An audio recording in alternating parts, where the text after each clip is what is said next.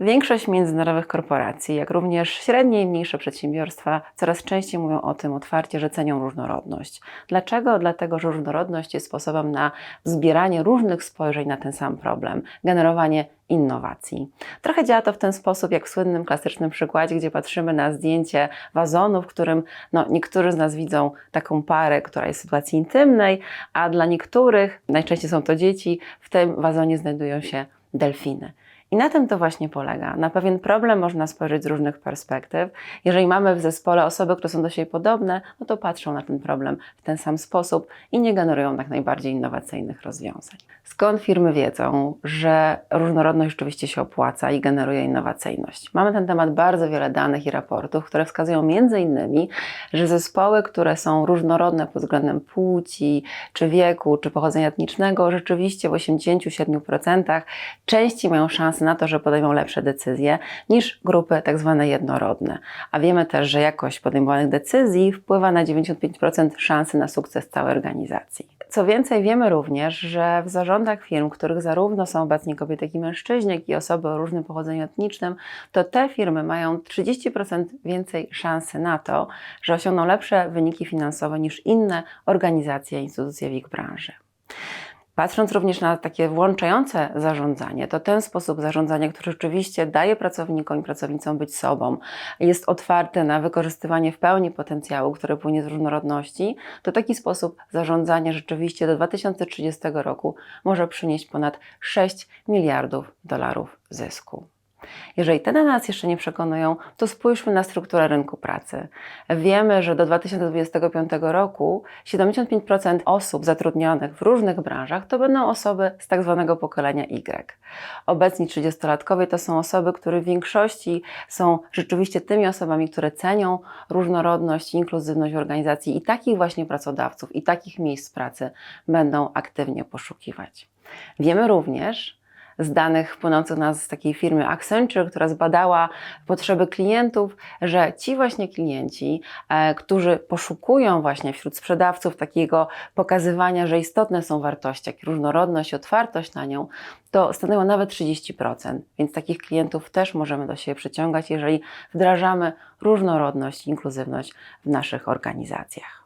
Czyli wiemy, że zarządzanie różnorodnością się opłaca. Ale czym tak de facto zarządzanie różnorodnością jest? Czym jest budowanie takiego środowiska pracy, które jest otwarte na nią i rzeczywiście dające poczucie, że jako pracownik czy pracownica jestem włączony w budowanie tej naszej organizacji wspólnie z innymi? Jest taka naprawdę klasyczna i myślę ładna, zgrabna metafora, którą możemy się posłużyć, żeby zrozumieć, czym de facto zarządzanie różnorodnością jest, ale też kiedy zarządzanie różnorodnością staje się naprawdę tym, co chcemy osiągnąć jako organizacja. Wyobraźmy sobie taką sytuację, że jako organizacja organizujemy super imprezę i zależy na tym, żeby na tej imprezie rzeczywiście przybyły do nas osoby, które się od siebie różnią, różne osoby, które mają różne talenty, rzeczywiście też mogą mieć różne gusta muzyczne. I mówimy tak, jesteśmy otwarci na różnorodność, przybywajcie na naszą imprezę. No i te osoby przybywają. I to rzeczywiście jest pierwszy krok bardzo ważny w budowaniu różnorodności. Ogłaszamy przynajmniej wobec, jest impreza, chodźcie do nas. Kiedy te osoby przybywają, to często różnym firmom się wydaje, że to już jest koniec, jesteśmy rzeczywiście świetnie otwarci na różnorodność. Ale jest to założenie błędne, bo potrzebne są jeszcze 2 kroki. Kolejnym krokiem jest właśnie włączenie ich, co polega na tym, że właśnie kiedy już te osoby przybywają na imprezę, to w tym momencie zapraszamy ich do wspólnego tańca. Więc wspólnie razem tańczymy, czują się zaproszeni, czują się rzeczywiście włączeni w tą imprezę, biorą udział w poczęstunku, w różnych elementach tej imprezy. No dobra, ale to jeszcze nie koniec, dlatego że kolejnym i tak naprawdę najgłębszym, najważniejszym krokiem jest budowanie poczucia przynależności. Więc czym będzie budowanie poczucia przynależności, kiedy mówimy o tej metaforze z imprezą? To jest ten moment, kiedy rzeczywiście te osoby współtworzą playlistę i wiedzą, jakie kawałki będą grane i mają poczucie, że to jest też ich impreza i współgospodarzą tejże imprezie. No i wyobraźmy sobie, że na tą imprezę rzeczywiście przychodzą osoby o różnych gustach muzycznych i to jest tak naprawdę największe wyzwanie takiego budowania środowiska otwartego na różnorodność, bo rzeczywiście pogódź na jednej imprezie tych, którzy kochają hip-hop i wielbicieli death metalu i tych, co robią tango ze sobą. To może być wyzwanie, ale też wymaga czasu i zaangażowania i z takiego właśnie budowania środowiska pracy otwartego na tą różnorodność możemy wygenerować różnego rodzaju wartościowe innowacje i budować takie ważne środowisko pracy, o które nam chodzi. I teraz wiemy z tej metafory, że przede wszystkim samo zaproszenie ludzi, którzy się od siebie różnią, mają różnorodne talenty, są to osoby różnej płci, w różnym wieku, różnego pochodzenia etnicznego, orientacji psychoseksualnej czy tożsamości płciowej, stopnia sprawności, nie wystarczy. Wiemy o tym, żeby rzeczywiście generować korzyści z posiadania tak naprawdę wielowartościowego zespołu, musimy spełnić dwa bardzo ważne warunki. Przede wszystkim te osoby, które są w naszej organizacji, muszą czuć, że mogą być sobą i w tej odmienności i inności oczywiście są akceptowane, ale też ta odmienność i inność jest przez nich ceniona i zauważana. Przede wszystkim zauważana i ceniona. Do tego dochodzi kolejny bardzo ważny warunek, drugi, który mówi o tym, że te osoby, które rzeczywiście są inne, wkładają pewną odmienność, te inne talenty, inne spojrzenia, też współtworzą tą całość. Czyli ja w tej mojej unikalności jestem jednak częścią większej całości i też mam poczucie współtworzenia tego zespołu. Nie jestem takim outsiderem, ale też tak naprawdę tworzę tą naszą wspólnotę, ten nasz zespół. I dopiero kiedy te dwa warunki są spełnione, możemy mówić o prawdziwej inkluzywności, tak zwanym włączaniu pracowników do współtworzenia zespołu czy organizacji. I dopiero wtedy możemy mówić o tych najważniejszych korzyściach, które są bardzo ważne też dla naszego takiego psychologicznego funkcjonowania. Ludzie w takim środowisku czują się bardziej bezpieczni, czują też, że ich jakość życia i pracy jest wyższa. Też dzięki temu czują się bardziej proaktywni, są bardziej produktywni, no i też innowacyjni, o czym już dzisiaj wspominaliśmy. To równanie brzmi bardzo pięknie, tak? Dwa warunki dają w sobie inkluzywność i włączanie i te wszystkie dobre konsekwencje. Jednak wiemy, że na drodze do pełnej różnorodności i pełnej inkluzywności stoi kilka bardzo istotnych przeszkód i warto sobie zdawać z nich sprawę. Przede wszystkim wiemy, że ludzie jako tacy niekoniecznie są przyzwyczajeni do tego, żeby pracować z odmiennością. Lubimy podobnych do siebie, bo to jest takie bardziej bezpieczne dla nas, bardziej przewidywalne, więc przede wszystkim to, czego musimy się nauczyć, to tego, że odmienność jest rzeczywiście fascynująca i akceptować. To jest bardzo ważna bariera, dlatego że ludzie wolą podobnych do siebie. Po drugie też, jeżeli chodzi o różnorodność, to często, kiedy firmy idą na tą ścieżką wdrażania różnorodności, inkluzywności, to też mają takie poczucie, że teraz tylko będziemy zajmować się kobietami i będziemy mówić o równości płci. A różnorodność naprawdę niejedno ma imię i mówimy o bardzo wielu przesłankach, które rzeczywiście pozwalają nam generować tą różnorodność i talenty, które przyciągamy. To nie tylko płeć, ale także i wiek, i pochodzenie etniczne, kulturowe, doświadczenia, które wynosimy z mniejszych i większych miejscowości, tożsamość psychoseksualna czy stopień sprawności. Mamy naprawdę bardzo wiele różnych źródeł doświadczeń, które możemy przynieść jako to dobro, które płynie z różnorodności. Po trzecie, jednym bardzo ważnym takim wyzwaniem jest też to, że często błędem, które czynimy, kiedy wdrażamy różnorodność, jest to, że zatrudniamy jedną osobę, która na przykład będzie nam takim źródłem różnorodności stała. Czyli na przykład w grupie męskiej zatrudniamy jedną kobietę, albo w grupie, w której są sami 40-latkowie, stwierdzamy, potrzebujemy tej świeżej krwi, zatrudnimy jakiegoś 20-latka. I teraz problem w tym jest taki, że jeżeli osoba, która jest zatrudniona w firmie, jest tylko jedna i nie ma poczucia do końca odniesienia, z kim tutaj mogę współpracować, nie do końca czuję, że przynależę, bo jestem jedna, jedyna, to ten tak zwany tokenizm nie sprzyja temu, żeby ta osoba była rzeczywiście z nami na dłuższą metę i często te osoby wyciekają z naszego miejsca pracy i tracimy tą różnorodność, ten potencjał talentu, który byśmy mogli przyciągnąć. To nie wszystko. Innym barierą jest też to, że często jeżeli firmy wchodzą na ścieżkę różnorodności i inkluzywności, to osoby, które stanowią grupę większościową, która tam już była wcześniej, może mieć takie poczucie, że przychodzą nowi, teraz coś się zmieni w naszej organizacji na gorsze, stracimy nasze przywileje, nasz prestiż, nasze zasoby, które mieliśmy, bo przyjdą ci i teraz będzie trzeba bardziej wspierać tych innych, a co z nami? Przecież myśmy tu już byli od zawsze, teraz wszystko się zmieni. To poczucie zagrożenia też generuje takie poczucie rywalizacji. Trzeba teraz ze sobą trochę walczyć, bo większość walczy z mniejszością i też mówienie o różnorodności z perspektywy większości czy mniejszości jest tym, co będzie generowało takie postawy raczej rywalizacyjne. Jest to też bariera, którą musimy sobie poradzić. Poza tym wiemy też, że jeżeli firmy, szczególnie z taką większą, dłuższą historią różnorodności, mówią o tym, że teraz będzie diversity inclusion, jak to mówimy z angielska, to też mamy do czynienia z tak zwaną diversity fatigue, czyli zmęczeniem tym tematem, mówieniem znowu będzie o kobietach, znowu będzie o mniejszościach, mamy tego trochę dosyć. To też wynika z tego, że często pracownicy i pracownice nie zdają sobie sprawy z tego, dlaczego w ogóle to polityka równości szans, dlaczego w ogóle ta różnorodność jest do firm wdrażana. No i ostatnia bardzo ważna bariera, o której warto powiedzieć, to to, że jeżeli mamy w grupie większość i mniejszość, mamy pewne dominujące style bycia, pewne dominujące style myślenia, rozwiązywania z problemów, podchodzenia na przykład do spotkań, sposobów prowadzenia spotkań, no to często bywa tak, że ten sposób większościowy jest najbardziej namacalny, widoczny i często te inne, mniejszościowe, bardziej unikalne, innowacyjne pomysły, rozwiązania gdzieś tam umykają, no bo większość dominuje, jest głośniejsza i bardziej widoczna. W związku z tym też dbanie o to, żeby były różne kanały, możliwości usłyszenia głosu osób, które niekoniecznie są in the mainstream, jak to mówimy, tylko też mają coś do powiedzenia, jest bardzo ważna. Wiemy zatem, że zarządzanie różnorodnością i wdrożenie takiego włączającego sposobu zarządzania przynosi firmom, organizacjom korzyści. Wiemy, czym jest różnorodność i inkluzywność, jakie są etapy jej wprowadzania. A jak to wygląda w praktyce?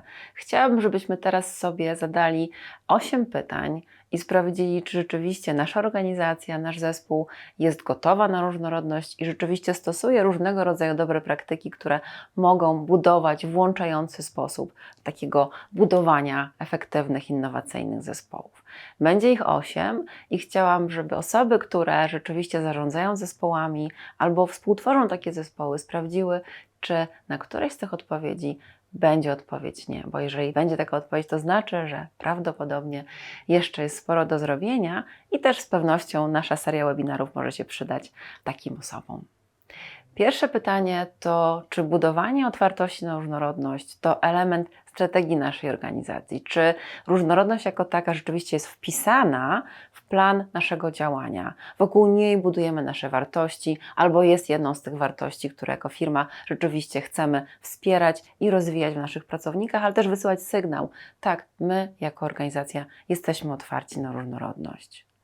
Kolejne pytanie to, czy w działania związane z budowaniem różnorodności, takiego włączającego środowisko pracy, są aktywnie, to jeszcze raz podkreślę, aktywnie włączone osoby z wyższej kadry menedżerskiej i tej wyższej, i tej najwyższej. Czy gremia decyzyjne rzeczywiście włączają się w różne polityki, działania i są obecne i też wspierają bardzo aktywnie często działania różnych zespołów HR-owych, ale też zespoły, które mówią o tym, że różnorodność jest ważna. Kolejne pytanie, trzecie, brzmi, czy w ogóle monitorujemy kompozycję zatrudnianych osób pod względem właśnie płci, czy wieku, czy poziomu wykształcenia, czy statusu zdrowotnego? Czy patrzymy na to, jaka jest konstytucja różnych zespołów i czy też sięgamy po różne grupy, do których moglibyśmy rzeczywiście kierować nasze ogłoszenia o pracę, czy dbamy o to, żeby rzeczywiście aktywnie te grupy przyciągać? Częstym takim komentarzem na propos tego pytania jest tak, że no tak, byśmy bardzo chcieli być otwarci na przykład na wielokulturowość, no ale nie mamy skąd czerpać. I to jest bardzo ważny komentarz, mianowicie przyciąganie różnorodności to jest dodatkowy wysiłek, który rzeczywiście może się opłacić. No i teraz, jeżeli prowadzimy procesy rekrutacyjne, to też czy te procesy rekrutacyjne są prowadzone przez różnorodne pod wieloma względami zespoły rekruterek i rekruterów. Czy rzeczywiście dbamy o to, żeby te zespoły, które prowadzą rozmowy kwalifikacyjne, czy też zatrudniają te osoby, albo dbają o promowanie tych osób w organizacji, rzeczywiście mają otwarte głowy na to, żeby dbać i przyciągać osoby o różnorodnych doświadczeniach. No i też kolejny bardzo ważny punkt, który warto sobie sprawdzić w naszej organizacji, czy w ogóle bycie otwartym na różnorodność i takim włączającym jest jedną z pożądanych kompetencji naszych pracowników i pracownic. Rzeczywiście jest tak, że chcemy i oceniamy pod tym kątem osoby, które są zatrudnione i promowane w naszej organizacji. I też kolejny bardzo ważny punkt, taki fundamentalny, jeżeli chodzi o budowanie polityki równości szans, czy w ogóle w naszej organizacji istnieją standardy antydyskryminacyjne, które są znane wszystkim osobom zatrudnionym w mojej organizacji i w razie wystąpienia dyskryminacji osoby wiedzą, do kogo się zwrócić o pomoc i co najważniejsze, ta pomoc jest im rzeczywiście udzielana. Kolejny bardzo ważny punkt to, czy w mojej organizacji stosuje się język włączający, czy na przykład stosuje się feminatywy, dbamy o to, żeby rzeczywiście ten język sugerował i sygnalizował, tak, i kobiety, i mężczyźni są w naszej organizacji chociażby mile widziani. Wiemy z bardzo wielu badań pokazujących, że rzeczywiście stosowanie końcówek żeńskich jest takim bardzo ważnym sygnałem pokazującym, tak, na różnych szczeblach naszej kariery zawodowej też chcemy przyciągać różne talenty i kobiety, i mężczyzn. To jest bardzo ważny punkt, bo ten język też tworzy rzeczywistość i sposób komunikowania się podczas spotkań, podczas różnych gremiów, które gdzieś tam się zawiązują w organizacji, czy też o te standardy dobrego, równościowego języka dbamy. No i też ogólnie, czy nasze zespoły i osoby nimi zarządzające zostały przeszkolone w zakresie budowania środowiska pracy otwartego na różnorodność? Czy są szkolenia, które rzeczywiście służą temu, żeby w ogóle wiedzieć, czym taka różnorodność i inkluzywność są na co dzień? Czy na przykład osoby zatrudnione w mojej organizacji wiedzą, że taką bardzo ważną liczbą to jest 20%. 20% to świadczy o tym, że jeżeli taka liczba osób z różnych grup, które są obecne w organizacji, zarządzają moją organizacją, są w niej obecne, no to mówimy o tak zwanej masie krytycznej. Te osoby muszą być widoczne też na najwyższych szczeblach zarządzania. I takie między innymi elementy są bardzo ważne, żeby zawierać je w różnych programach szkoleń, żeby wiedzieć, po czym poznać de facto tą różnorodność w miejscu pracy, czy nasza organizacja taką różnorodność wspiera. Na koniec rzecz oczywista, ale też i najważniejsza. Mówimy o zarządzaniu różnorodnością i budowaniu takiego środowiska pracy, w którym ludzie o różnorodnych talentach rzeczywiście mogą te talenty pokazywać i mogą je wykorzystywać. Czują się częścią większej całości, przynależą do naszej organizacji, mają tak zwaną tożsamość, rzeczywiście zbudowaną wokół bycia w mojej organizacji. Mówimy o naprawdę niesamowitym zasobie społecznym i takim zasobie po prostu, który daje nam duży, wspaniały zasób innowacyjności i produktywności w organizacji. Ale też de facto mówimy o takim sposobie zarządzania, który w naszych pracownikach wspiera piekielnie istotną, ważną kompetencję, mianowicie bycie empatycznym. Bo tak naprawdę na koniec dnia i na co dzień zarządzanie różnorodnością jest po prostu promowaniem otwartości na drugiego człowieka. Jest promowaniem takiej umiejętności przyjmowania jego perspektywy. Jest umiejętnością dostrzegania odmienności, szanowania jej akceptowania, szczególnie w sytuacji konfliktowej. No bo mówimy de facto o procesach podejmowania decyzji. Mówimy o procesach generowania nowych rozwiązań. I teraz chodzi o to, że przyciąganie odmiennych zdań jest naprawdę fascynującą rzeczą, ale też bardzo często trudną, no bo z tego rodzą się konflikty. No i teraz poszanowanie odmienności, inności w drugim człowieku jest bardzo ważnym warunkiem i fundamentem do tego, żeby budować bezpieczne i komfortowe środowisko pracy. To jest właśnie istota zarządzania różnorodnością. Skupienie na innym człowieku i przyjmowanie jego perspektywy. Bo im więcej takich ludzi będzie, tym bardziej zdrowe środowisko pracy będziemy współtworzyć, a też de facto będziemy ze sobą zdrowiej i efektywniej współpracować. I temu służą właśnie nasze webinary, żebyśmy mogli pokonywać różne bariery, które stoją na drodze temu, byśmy w pełni mogli korzystać z potencjału płynącego z różnorodności.